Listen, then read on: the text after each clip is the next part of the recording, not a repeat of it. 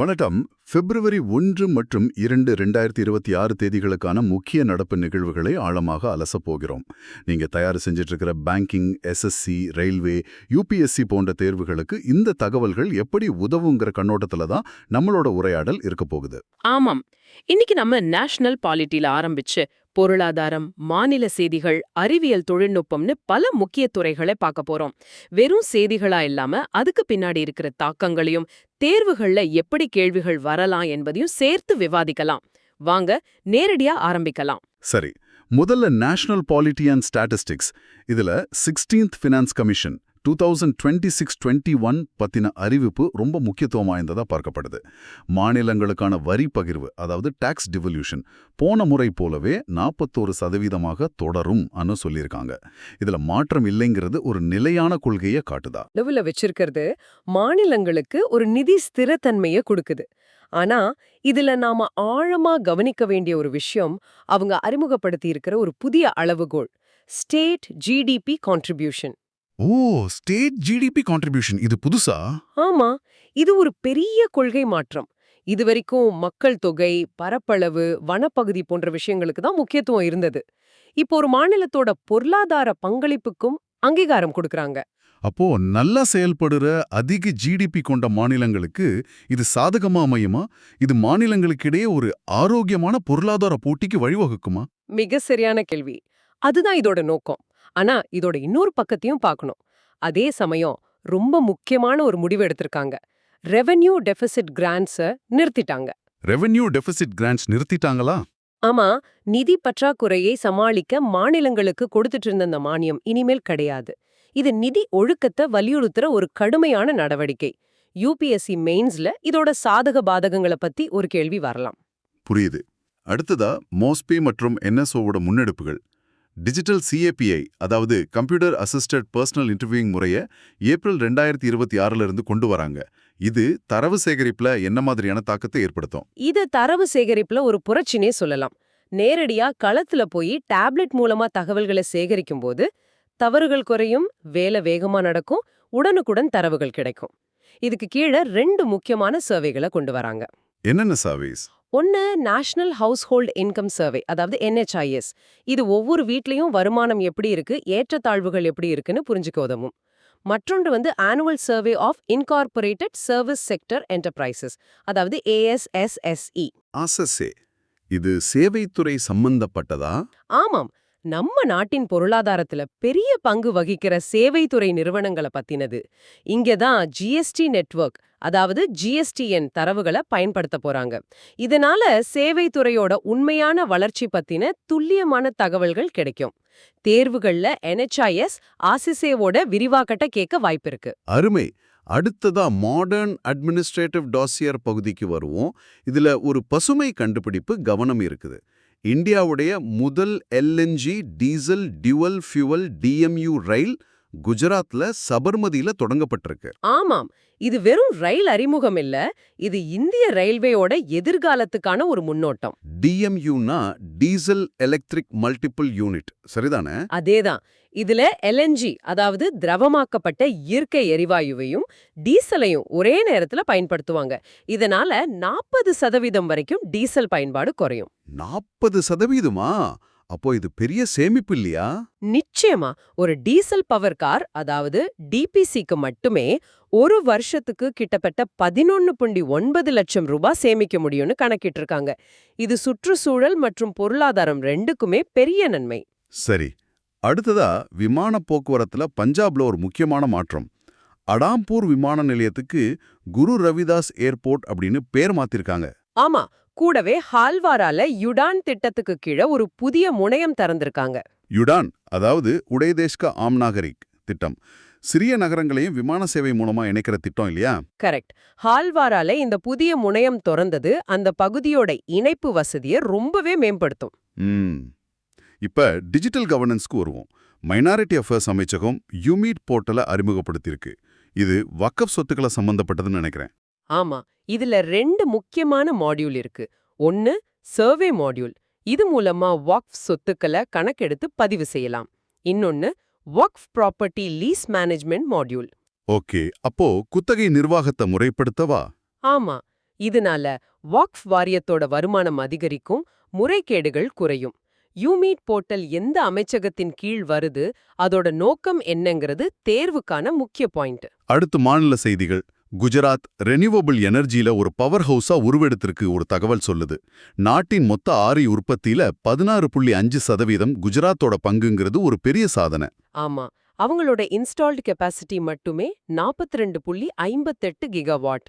இதுல கவனிக்க வேண்டிய விஷயம், காற்றாலை மின்சார உற்பத்தியில குஜராத் இந்தியாவிலே முதல் இடத்துலயும், சூரிய சக்தி உற்பத்தியில 2ஆம் இடத்துலயும் இருக்கு. தோலேரா சோலார் பார்க் மாதிரி பெரிய திட்டங்கள் இதுக்கு காரணமா?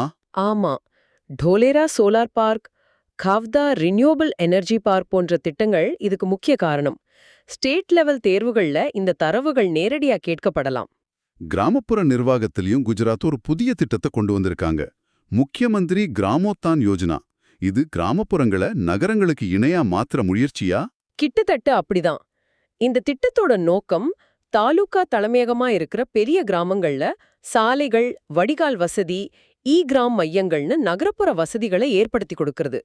முதல் கட்டமா 114 கிராமங்களை தேர்ந்தெடுத்திருக்காங்க. நல்ல முயற்சி. அடுத்து அறிவியல் மற்றும் தொழில்நுட்பம்.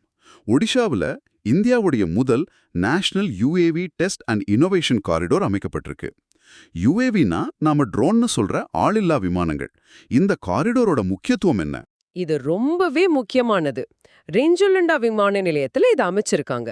ஒரு குறிப்பிட்ட வான் பகுதிய, அதாவது 1000 மீட்டர் உயரம் வரைக்கும் ட்ரோன் சோதனைகளுக்காகவே ஒதுக்கியிருக்காங்க. ஓ, அப்போ இங்க beyond visual line of sight, அதாவது BVLOS சோதனைகளை பண்ணலாமா? நிச்சயமா, இயக்குறவரோட கண்ணுக்கு தெரியாத தூரத்துக்கு ட்ரோன் அனுப்பி சோதிக்கலாம்.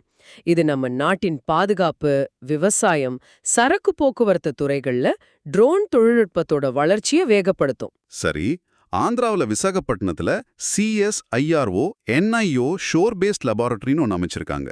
இதோட கவனம் ப்ளூ எக்கானமின்னு சொல்லப்படுது. முதல்ல இந்த ப்ளூ எக்கானமினா என்ன? நல்ல கேள்வி. ப்ளூ எக்கானமி, அதாவது நீல பொருளாதாரம் என்பது கடல் மற்றும் கடல்சார் வளங்களை பொருளாதார வளர்ச்சிக்கு டெக்ஸை முறையில பயன்படுத்துறது. அதாவது மீன்பிடி, கடல்சார் போக்குவரத்து, எரிசக்தி, சுற்றுலான்னு பல துறைகளை உள்ளடக்கியது. ஆனா இது எல்லாம் கடலோட சூழலை பாதிக்காம செய்யணும். அப்போ இந்த விசாகப்பட்டினம் ஆய்வகம் கிழக்கு கடற்கரை பகுதிக்கு ரொம்ப முக்கியமானது. ஆமாம், அங்கிருக்கிற கடல் வளங்களை ஆய்வு செஞ்சு இந்த நீல பொருளாதாரத்துக்கு பெரிய ஊக்கத்தை கொடுக்கும். கேரளாவுல மேற்கு தொடர்ச்சி மலையில ஒரு புதிய ஆர்கிட் வகை கண்டுபிடிக்கப்பட்டிருக்கு. இது ஒரு பயோ இண்டிகேட்டர்னு சொல்றாங்க. அதுக்கு என்ன அர்த்தம்? பயோ இண்டிகேட்டர்னா ஒரு உயிரியல் சுட்டிக்காட்டி. ஒரு இடத்துல ஒரு குறிப்பிட்ட வகை தாவரம் அல்லது விலங்கு வாழுதுன்னா அந்த இடத்தோட சுற்றுச்சூழல் ஆரோக்கியமா, தூய்மையா இருக்குன்னு அர்த்தம். இந்த புதிய ஆர்கிட் கண்டுபிடிக்கப்பட்டது அந்த பகுதியோட சுற்றுச்சூழல் வளம் இன்னும் அழியாம இருக்குங்கிறத நமக்கு காட்டுது. சரி, இப்ப பொருளாதார பகுதிக்கு வருவோம். ஜான்வரி 2026க்கான GST வசூல் 1.93 லட்சம் கோடி ரூபாயை தாண்டியிருக்கு. இது 6.2% YoY வளர்ச்சி. ஆமா, GST வசூல் தொடர்ந்து அதிகரிப்பது உள்நாட்டுல பொருளாதார நடவடிக்கைகள் நல்லா இருக்குங்கிறத காட்டுது. இது ஒரு நேர்மறையான அறிகுறி. யூஎன் பட்ஜெட் FY27ல நிதி பற்றாக்குறை இலக்கு, அதாவது ஃபிஸ்கல் டெபிசிட் டார்கெட், GDPல 4.3% நிர்ணயிக்கப்பட்டிருக்கு. ஆனா மொத்த கடன் கிராஸ் பாரோயிங் 17.2 லட்சம் கோடியா உயர்ந்திருக்கு. இது ஒரு முரண்பாடா தெரியலையா? இது ஒரு முக்கியமான கேள்வி. ஃபிஸ்கல் டெபிசிட்டை குறைக்க அரசு முயற்சி செஞ்சாலும் அரசின் செலவுகள் அதிகமா இருக்கிறதால கடன் வாங்குறதும் அதிகரிக்குது. நெட் மார்க்கெட் பாரோயிங் மட்டும் 11.7 லட்சம் கோடி. பேங்கிங் மற்றும் UPSC தேர்வுகளுக்கு இந்த எண்கள் ரொம்ப ரொம்ப முக்கியம். ஓகே, UN ரிப்போர்ட் 2025 படி உலகளாவிய நகர்ப்புற வளர்ச்சிக்கு இந்தியா தான் டாப் டிரைவர்னு சொல்லப்பட்டிருக்கு. இது எதை அடிப்படையா வச்சு சொல்லப்படுது? இந்த அறிக்கை நகரங்களை வரையறுக்க ஒரு புதிய டென்சிட்டி பேஸ்ட் கவுண்டிங் முறையை பயன்படுத்தியிருக்கு. அதன்படி இந்தியாவுல நகரமயமாக்கல் மிக வேகமா நடக்குதுன்னோ, உலக அளவுல இந்த வளர்ச்சிக்கு இந்தியா தான் முக்கிய காரணம்னு சொல்லுது. அடுத்து banking and finance. World bank இந்தியாவுக்கு அடுத்த 5 வருஷத்துக்கு 8-10 பில்லியன் டாலர் கொடுக்க போறதா சொல்லியிருக்கு. இந்த நிதி எதுக்காக பயன்படுத்தப்படும்? இது கண்ட்ரி பார்ட்னர்ஷிப் ஃப்ரேம்வொர்க்கு கீழே வருது. இதோட முக்கிய நோக்கம் இந்தியாவோட விக்சித் பாரத் 2047 இலக்குக்கு உதவுறது தான். குறிப்பா வேலைவாய்ப்புகளை உருவாக்குறது, உட்கட்டமைப்பை மேம்படுத்துறது போன்ற துறைகள்ல கவனம் செலுத்துவாங்க. டிஜிட்டல் பேமெண்ட்ஸ்ல யூபிஐ ஒவ்வொரு மாசமும் புது புது சாதனைகளை படைக்குது. ஜனவரி 2026ல டிரான்சாக்ஷன் வால்யூம் 21.7 பில்லியனை தாண்டி இருக்கு. ஆமா, அதோட மதிப்பு 28.33 லட்சம் கோடி ரூபாய். இந்த எண்களோட பிரம்மாண்டத்தை புரிஞ்சுக்க ஒரு நாளைக்கு சராசரியா 700 மில்லியனுக்கும் அதிகமான பரிவர்த்தனைகள் நடக்குது. இதுதான் இந்தியாவோட டிஜிட்டல் பேமெண்ட் ஈகோசிஸ்டமோட வலிமை. எஸ்பிஐ அவங்களோட 70வது ஆண்டு விழாவை கொண்டாடுற விதமா கொல்கட்டாவுல குளோபல் ட்ரேட் ஃபினான்ஸ் சென்டரை நிறுவியிருக்காங்க. இதுல ஏஐ பிளாக்செயின் தொழில்நுட்பத்தை பயன்படுத்த போறதா சொல்றாங்க. ஆமா, இது வர்த்தக நிதியில ஒரு பெரிய நவீனமயமாக்கல். ஏஐ மற்றும் பிளாக்செயின் தொழில்நுட்பம் மூலமா ட்ரேட் ஃபினான்ஸ் ப்ராசஸை வேகப்படுத்தலாம், பாதுகாப்பானதாக்கலாம்.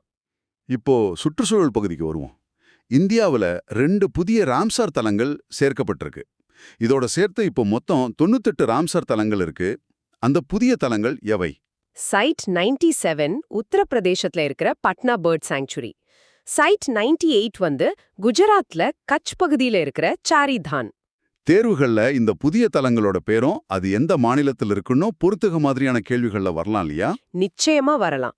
February 2 world wetlands day. இந்த வருஷத்துக்கான theme traditional and indigenous knowledge. அதாவது பாரம்பரிய அறிவுக்கு முக்கியத்துவம் கொடுக்கறாங்க. ஆமா, ஈரநிலங்களை பாதுகாக்க அந்த பகுதியில பாரம்பரியமா வாழ்ற மக்களோட அறிவையும் பயன்படுத்திக்கணுங்கிறத இது வலியுறுத்துகிறது. பாதுகாப்பு துறை செய்திகள். Air marshal Inderpal Singh Walia eastern air கமாண்டோட ஏஓசியின் சியா பொறுப்பேற்றிருக்கார். இதற்கிடையே அருணாச்சல பிரதேசத்துல அக்னி பரீட்சான்னு ஒரு பயிற்சி நடந்திருக்கு. இதோட நோக்கம் என்ன? இந்திய ராணுவமும் ஐடிபிபியும் சேர்ந்து நடத்தின பயிற்சி இது. உயரமான மலைப்பகுதிகளில் ஃபயர் பவரை எப்படி ஒருங்கிணைச்சு செயல்படுத்துறதுன்னு பயிற்சி செஞ்சிருக்காங்க. இது நம்ம தயார் நிலையை உறுதிப்படுத்துற ஒரு நடவடிக்கை. ஃபியூச்சர் வார்ஃபேர் கோர்ஸோட 3வது பதிப்பும் நடந்திருக்கு. இதுல சைபர், ஸ்பேஸ், ஏஐ போன்ற துறைகள்ல கவனம் செலுத்தியிருக்காங்க. ஆமா, எதிர்கால போர்கள் வெறும் களத்துல மட்டும் நடக்காது. சைபர் ஸ்பேஸ், விண்வெளி, செயற்கை நுண்ணறிவுன்னு பல தளங்கள்ல நடக்கும். அதுக்கு நம்ம அதிகாரிகளை தயார்படுத்துறது தான் இந்த கோர்ஸோட நோக்கம். அடுத்து energy sector. India energy week 2026 கோவால நடந்திருக்கு. இதுல சில முக்கியமான ஒப்பந்தங்கள் கையெழுத்தாயிருக்கு இல்லையா? ஆமா, இந்தியா கனடா எரிசக்தி ஒத்துழைப்பு, கேல் இனவனத்தோட கேல் புவான் என்கிற எல்என்ஜி கப்பலுக்கான ஒப்பந்தம், BPCL Tata motors EV charging hubs ஒப்பந்தம்னு பல விஷயங்கள் நடந்திருக்கு. இதுல ரொம்ப முக்கியமா பார்க்கப்பட்டது ஐஓசிஎல்லும் அக்காசா ஏரும் செஞ்சுக்கிட்ட சஸ்டைனபிள் ஏவியேஷன் ஃபியூவல் ஒப்பந்தம் தானே? மிகச்சரி. இது விமான போக்குவரத்து துறையில கரிமல வாயு வெளியேற்றத்தை குறைக்க ஒரு பெரிய நம்பிக்கையை கொடுக்குது. விருதுகள் மற்றும் அங்கீகாரங்கள். தலாய் லாமா தன்னோட 90வது வயதுல முதல் முறையா கிராமி விருது வாங்கியிருக்கார். ஆமா, அவரோட மெடிடேஷன்ஸ் அப்படிங்கிற ஸ்போக்கன் வேர்ட் ஆல்பம்காக best audio book, narration and story telling recording பிரிவில் இந்த விருதை வென்றிருக்கார். இது ஒரு வரலாற்று சிறப்புமிக்க வெற்றி. கார்ப்பரேட் அங்கீகாரத்துல செயில் நிறுவனம், அதாவது steel authority of India limited, தொடர்ந்து 3வது முறையா கிரேட் பிளேஸ் டு ஒர்க் சான்றிதழை பெற்றிருக்கு. ஆமா, இது ஒரு பெரிய சாதனை. இது அந்த நிறுவனத்தோட பணியாளர் நலன் சார்ந்த கொள்கைகளையும் வெளிப்படையான கர்ம முறையையும் காட்டுது. இது மற்ற பொதுத்துறை நிறுவனங்களுக்கும் ஒரு உந்து சக்தி அமையும். நியமனங்கள்ல Sarvesh Ranjan union bank of இந்தியாவோட சீஃப் ஜெனரல் மேனேஜர், அதாவது சிஜிஎமாக பதவியேற்றிருக்காரு. இரங்கல் செய்தியில கல்வியாளர் பத்மஸ்ரீ விருது பெற்ற ஃபாதர் தாமஸ் வி குனுங்கல் காலமானார் என்ற செய்தி இருக்கு. ஆமா, ஃபாதர் குனுங்கல் சிபிஎஸ்இயோட தலைவராகவும் நேஷனல் ஓபன் ஸ்கூல் அதாவது என்ஐஓஎஸோட நிறுவனராகவும் இருந்தவர். இந்திய கல்வித்துறைக்கு அவரோட பங்களிப்பு மகத்தானது. இறுதியாக முக்கிய தினங்கள். வேர்ல்ட் லெப்ரசி டே ஜனவரி 30ஆம் தேதி இந்தியாவில் அனுசரிக்கப்படுது. இந்த வருஷத்துக்கான தீம் என்ன? 2026க்கான theme leprosy is curable, the real challenge is stigma. அதாவது தொழுநோயை குணப்படுத்த முடியும், உண்மையான சவால் அது தொடர்பான களங்கம்தான். February 2 rheumatoid arthritis awareness day. இதை பத்தின விழிப்புணர்வு ஏன் முக்கியம்? ஏன்னா இத ஆரம்பத்திலேயே கண்டறிஞ்சா மூட்டுகளுக்கு ஏற்படுற நீண்ட கால பாதிப்புகளை தடுக்க முடியும். விழிப்புணர்வு ரொம்ப அவசியம். மிக விரிவான அலசல். இப்ப நாம பார்த்த தகவல்கள்ல இருந்து உங்களோட நினைவாற்றலை சோதிக்கிற நேரம். தி எக்ஸாமினர்ஸ் ட்ரில். முதல் கேள்வி பாலிட்டியில இருந்து. 16th ஃபினான்ஸ் கமிஷன் நிதி ஒழுக்கத்தை அமல்படுத்த எந்த மானியத்தை நிறுத்தியது? பதில் ரெவென்யூ டெபிசிட் கிராண்ட்ஸ். சரி, இன்ஃப்ராலிருந்து அடுத்த கேள்வி. இந்தியாவின் முதல் national UAV test and innovation corridor எந்த விமான நிலையத்தில் அமைக்கப்பட்டுள்ளது? பதில் ஒடிசாவில் உள்ள ரஞ்சிகல்லுண்டா ஏர்போர்ட். எக்கானமி FY27க்கான ஃபிஸ்கல் டெபிசிட் டார்கெட் மற்றும் கிராஸ் பாரோவிங் தொகை என்ன? ஃபிஸ்கல் டெபிசிட் டார்கெட் வந்து ஜிடிபில 4.3%. கிராஸ் பாரோவிங்கோட அளவு 17.2 லட்சம் கோடி ரூபாய்.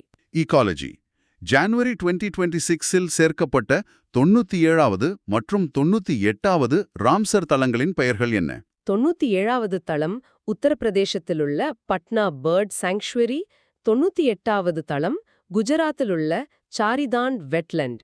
அவார்ட்ஸ் தலை லாமா தனது மெடிடேஷன்ஸ் ஆல்பத்திற்காக எந்த கிராமி பிரிவில் வெற்றி பெற்றார்? பதில் best audio book narration and story telling recording. கடைசி கேள்வி, மாநில திட்டம் பற்றி. கிராமப்புற தாலுகா தலைமையகங்களில் நகர்ப்புறத்திற்கு இணையான வசதிகளை வழங்க தொடங்கப்பட்ட குஜராத் திட்டம் எது? பதில் முக்கியமந்திரி கிராமோத்தான் யோஜனா. அருமை. இன்றைய இந்த ஆழமான விவாதம் நீங்க படிச்ச விஷயங்களை திரும்பி பார்க்கவும் அதுல இருக்கிற நுணுக்கங்களை புரிஞ்சுக்கவும் உதவியா இருந்திருக்கும் நம்புறோம். Consistent revision is the key to mastery. தொடர்ச்சியான திருப்புதல் தான் தேர்ச்சிக்கு வழி. இப்போ உங்களுக்கான ஒரு சிந்தனை. தேசிய முக்கியத்துவம் வாய்ந்த ஒரு செய்தி, மாநில அளவுல ஒரு புதுமையான திட்டம், பொருளாதாரம் சம்பந்தப்பட்ட ஒரு முக்கியமான தரவு. இது மூணுல உங்களுடைய தேர்வு தயாரிப்பு உத்தியில நீங்க எதுக்கு முதல் முன்னுரிமை கொடுப்பீங்க? ஏன்? யோசிச்சு பாருங்க. மேலதிக தகவல்களுக்கும் தேர்வு தயாரிப்பு தொடர்பான உதவிகளுக்கும் எங்களுடைய டெலிகிராம் சேனலை பின்தொடருங்க. அதற்கான இணைப்பு விவரங்கள்ல கொடுக்கப்பட்டிருக்கு. நன்றி.